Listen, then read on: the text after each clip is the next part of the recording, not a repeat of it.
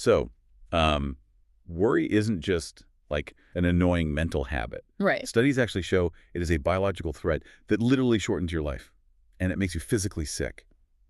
So welcome to part 9 of our deep dive series on the book The Power of Positive Thinking. Yes, it's a huge topic. It really is. Today we are extracting exactly how anxiety attacks your body, Mm-hmm. and more importantly, how you can actually stop it. And if we really sit with that for a moment, to understand the gravity of those physical effects, we have to look at the mechanics of what worry actually is. Yeah. At its core, worry is simply fear of something that hasn't even happened yet. Oh, wow. Yeah. But that anticipation acts as the most disintegrating enemy of human personality. It isn't just in your head at all. Right. It's highly physical. Exactly. Persistent anxiety triggers a constant stress response, flooding your system with cortisol. And that takes a measurable physical toll on your brain, your heart, and your organs. Wow. So the physical pull makes perfect sense. But the book uses this fascinating comparison, saying worry acts like a magnet. Yes, it does. The claim is that focusing on fear actually creates a self-fulfilling prophecy. Wait, so when you say it draws conditions to us like a magnet, are we talking about literal manifestation here, like magic? Or is there, a psychological mechanism driving our reality? Well, it is definitely not magic at all. It is psychology and biology working together. Think of it as the reticular activating system in your brain. Okay, the RAS. Right. When you constantly construct conditions of anxiety in your mind, your brain is primed to look for threats and failures. All right, makes total sense. And so you unconsciously alter your behavior, your posture, and even the microscopic decisions you make, plus how you interact with others, all to align with that fear. So you're basically engineering it. Yes, your reality begins to reflect your internal state because you are actively, if unconsciously, engineering it. This is exactly why the author argues faith is so crucial here. Faith over fear. Exactly. Faith, or deep-seated positive expectation, is the only cognitive power that fear absolutely cannot stand against. You biologically cannot hold a state of absolute panic and absolute hopeful expectation at the exact same time. That is fascinating. Okay, so practically speaking, how do you, the listener, actually stop that magnetic pull of the negative? Right. Because the book suggests a highly specific micro-habit here, which is visualization.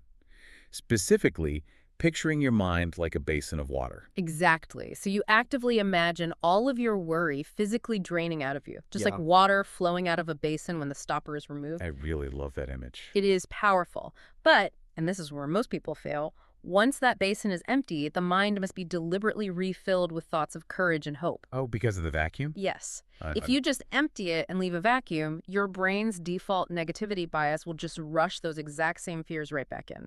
So you have to replace, not just remove. You have to. Which leads right into another incredibly practical strategy from the book, which is snipping the branches of small fears. Yes, the vocabulary shift. Right. You do this by immediately replacing negative, worried words in your daily conversations with expressions of faith.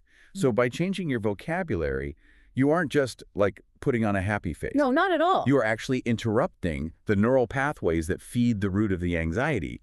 You're forcing your brain to process a positive concept instead. And that linguistic shift is profoundly effective for rewiring the brain over time.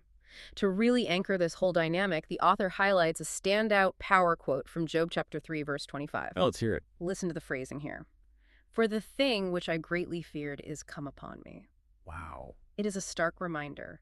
Your imagination is the ultimate source of your fear, creating realities out of literally nothing. But when directed properly, that exact same imagination is its ultimate cure. What a powerful realization. So as you go about your week, try to cultivate friendships with hopeful people. Surround yourself with them. Yes, absolutely. And look for ways to help others cure their own worry habits. Shifting your focus to helping someone else actually regulates your own nervous system, which reinforces your own peace of mind. It really does. So please remember to like and subscribe to get notified about the next episode. We've got more great stuff coming in this series. And as you move forward today, I want to leave you with one final provocative thought to test this out. Okay.